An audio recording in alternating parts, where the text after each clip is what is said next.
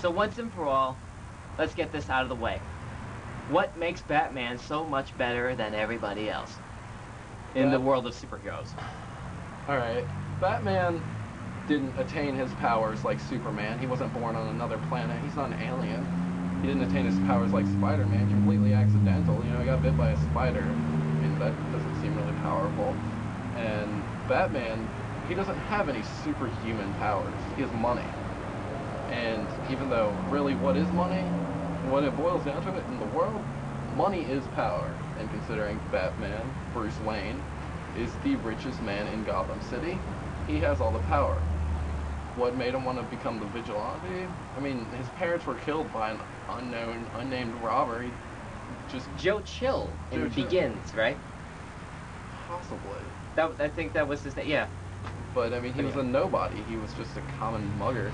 And he killed his parents in cold blood right in front of him when he was a small child. He just became vigilante. He doesn't shoot webs from his wrist.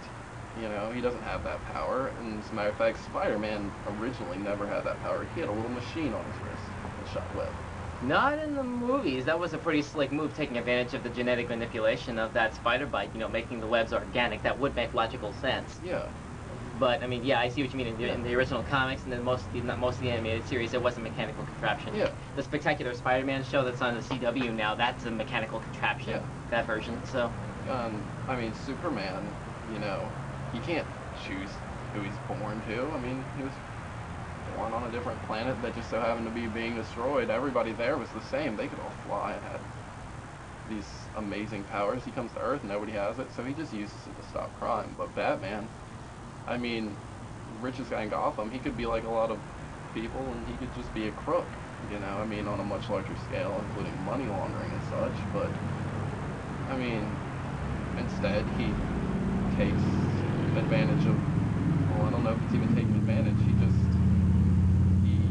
basically uses his money to make himself a superhero. I mean, he can't stop bullets, he has to wear a bulletproof vest. You know, he's human. I think the fact that he's human gives him that connection, you know. I mean, yeah, he has to keep his identity as Batman secret, but, I mean, he can, and like, with Spider-Man, I mean, yeah, he's human, but, I mean, he can't just, like, crawl off walls when he's not Spider-Man. I mean, look at how he'd be ridiculed. Like, could. Well, he could. But could. I see your point. But he would be so heavily ridiculed. Yes. And Batman, I mean, basically he just waits till it's night. He knows who to target. He uses his money as his power. And because his powers weren't accidentally attained, I think that's what makes him the most superheroes. But that's just what sets him apart, not necessarily what makes him better. I think what you're trying to say is how there's a differentiation, there's a quiet divide between most superheroes in general, between types of origin, what makes a superhero these days. You have your victims of fate and victims of circumstance. Superman would be a victim of circumstance. He happened to be born Superman. Clark Kent is a secret identity. Yeah. Victim of fate would be Spider-Man, walking into the wrong field trip at the wrong time. Yeah. I mean, but Batman, he just, the way he goes about saving people, he doesn't do it to get on the news. I mean, if you look at him... He did in Begins. True. He happened to get on the news, but yeah, I see your point again. But he's not doing it to become... And he doesn't want to be popular. He doesn't want to be on posters. Yeah. I mean, he's doing it completely... He's not even so much like a superhero. Superheroes are always attributed to being famous. Super anti-hero? Maybe more of a super protector. I mean, he's not... He keeps watch. He doesn't so much want to be, like, on, you know, TV, or he doesn't want press conferences where he's making appearances. He doesn't want to be on political campaigns. I support this so-and-so. He pretty much, I mean, look at him. Everybody in Gotham thinks he's a criminal, but he still keeps it up, and he does it because he wants to make sure his city's safe. You know, I mean, yeah, sure, Superman keeps the city safe, and he does it. But Batman,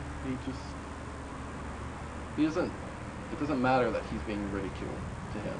It doesn't stop him, you know, and he doesn't have the downfalls. I mean, he has all the downfalls. It could easily stop him. He could easily get shot, and, you know, he could do nothing about it. He'd pretty much die. And nobody likes Batman in Gotham unless he's done something for them personally. And Spider-Man was the same way. Spider-Man was always viewed as a crook, but then all of a sudden, Joe Everyman gets rescued from falling from a burning building. Yeah. All of a sudden, he tries to start spreading the word that he's done some good. Yeah. And, you know. Plus, if you look at But it's an uphill battle. If you look at Batman, if you look at the criminals in Batman, not so much the criminals, but the big villains, especially the big ones, the Joker being the #1 villain. Obviously. Then, you know, you have Scarecrow, and the Riddler, and Penguin. The 4 big villains, the 4 main ones. I think a motorcycle was right, but what was the third one? The third one? Riddler? The Riddler. Yeah. And then the Penguin. You know, I'm sure the microphone got that. There's nothing genetically different about them. They come from backgrounds that made them who they are. Like, the Joker had an abusive father, you know, and they're all basically textbook cases of psychos due to the way they were treated as children, those 4 villains, and the way things worked out for them in life is exactly like Batman. They're all human. I mean, sure, you can go into some of the Batman villains that aren't human. I mean, look at Poison Ivy. She's half plant. There's still some human in there, maybe 49%. But she's half plant, I mean. Yeah, well, 51. And there's like Bane. He was created out of a plant by Poison Ivy. From a plant, from scratch. Well, isn't that Poison Ivy's area of expertise? Well, yeah, but... created them from a plant. Okay. I mean, she may have used the shell of a human or something, but, I mean, in essence... This may need to be validated. But, sounds interesting. Yeah. But, I mean, Batman's the main villains. I mean, they're all human. Batman's all human. And the fact that there's a human doing things that these people like Spider-Man and Superman have acquired completely superhuman powers. Batman doesn't have those superhuman powers, but he's doing the same thing they do, in essence. Yeah. And I think that's what makes him the best superhero. Cool. Being able to just completely hold his own, despite that vulnerability of not having that sort of, that bonus genetic enhancement, if you will. Yeah. But still bringing home the bacon. Yeah. Okay. There's the answer.